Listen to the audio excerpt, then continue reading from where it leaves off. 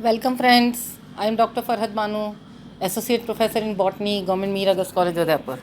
In last lecture, we have studied about Hutchinson's classification of angiosperms part 1. Today we will continue Hutchinson's classification part 2.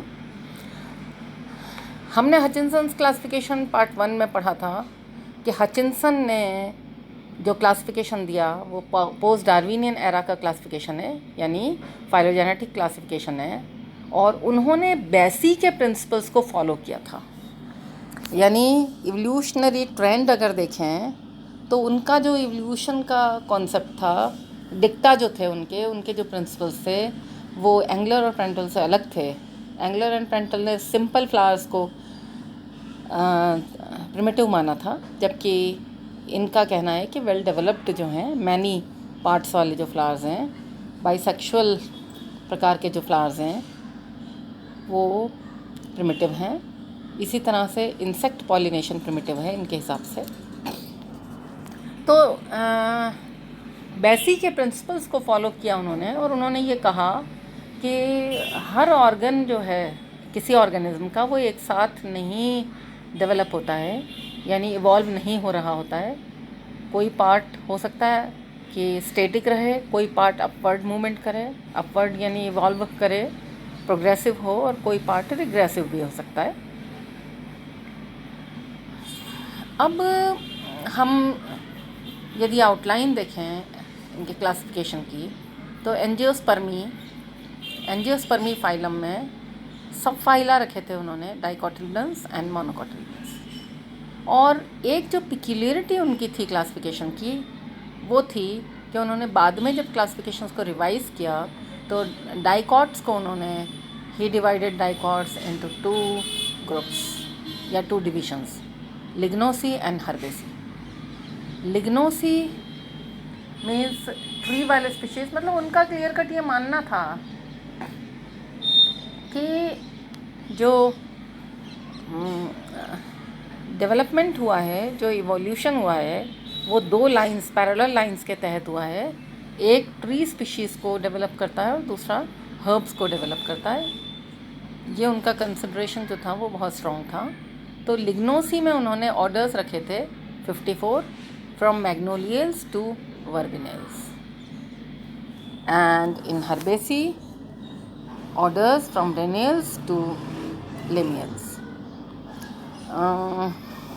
अब इस कारण से ये बात अलग है कि कुछ जो बहुत ही क्लोजली रिलेटेड स्पीशीज़ थी वो सेपरेट हो गई, क्लोजली रिलेटेड जो फैमिलीज़ थी वो सेपरेट हो गई, लेकिन वो पैरेलल इवोल्यूशन को मानते थे।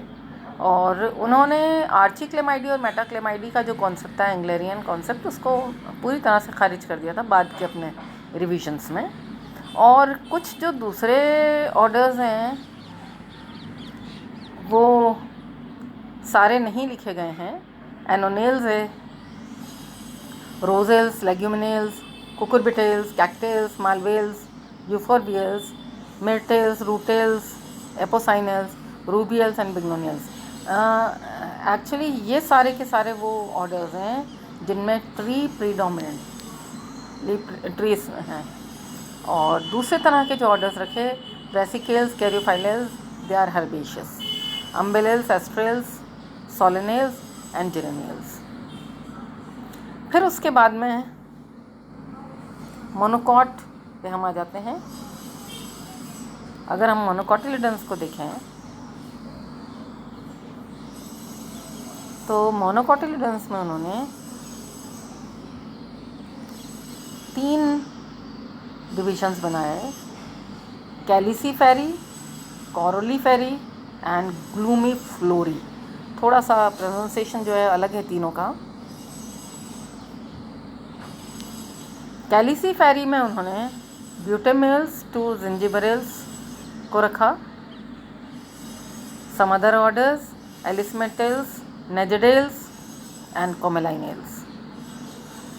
और कोरोलीफेरी में उन्होंने लिलियल्स से लेकर के ऑर्किडेल्स तक रखा, एमराइलिडेल्स, इरिडेल्स, एगेवेल्स, पामेल्स एंड पेंडेनेल्स।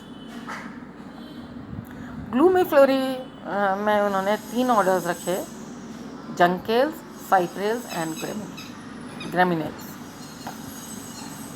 तो total number of orders in dicots are 82 and in monocots 29, means 111 orders and 411 families.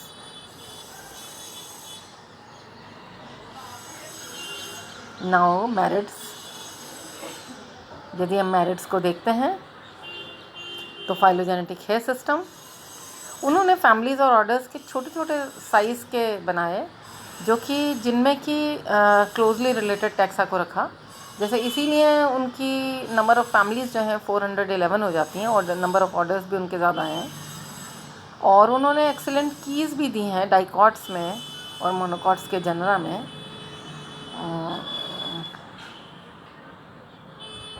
फिर उन्होंने मोनोकॉट्स को बाद में रखा है, डाइकॉट्स को पहले रखा है, जो उनकी एक खूबी है।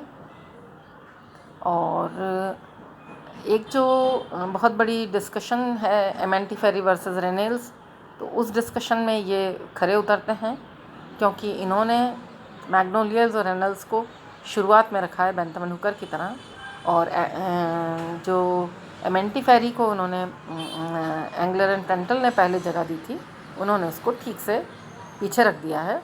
क्योंकि उस समय के जो टेक्सोनॉमिस्ट थे, बेसी और हेलियर्स थे, उन्होंने अपोज किया था एंगलर एंड पेंटल के क्लासिफिकेशन को, एमएनटी फेरी को पहले रखने को। फिर आर्बर और पार्किन का जो एक पेपर आया था ओरिजिन ऑफ एंजियोस्पर्म्स पे, जिसमें उन्होंने मैग्नोलियसी को ही प्रिमिटिव माना था, तो इन्होंने उसी को फॉलो किया।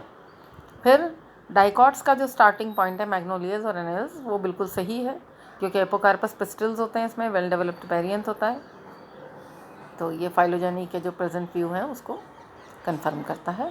यदि हम डीमेरिट्स देखें तो उनका जो क्लासिफिकेशन है वो मॉर्फोलॉजिकल डेटा पर ज़्यादा आधारित है। इवन एनाटॉमिकल और साइटोलॉजी को भी उन्होंने कम लिया है क्लासिफिकेशन में। और प्रैक्टिकल यूटिलिटी इसलिए नहीं है प्लांट आइडेंटिफिकेशन में, क्योंकि वो बहुत छोटे छोटे ग्रुप्स हैं। और सबसे बड़ी जो उनका क्रिटिसिज्म है वो इस आधार पर होता है कि हैबिट के आधार पर उन्होंने लिग्नोसी और हर्बेसी में डिवाइड किया।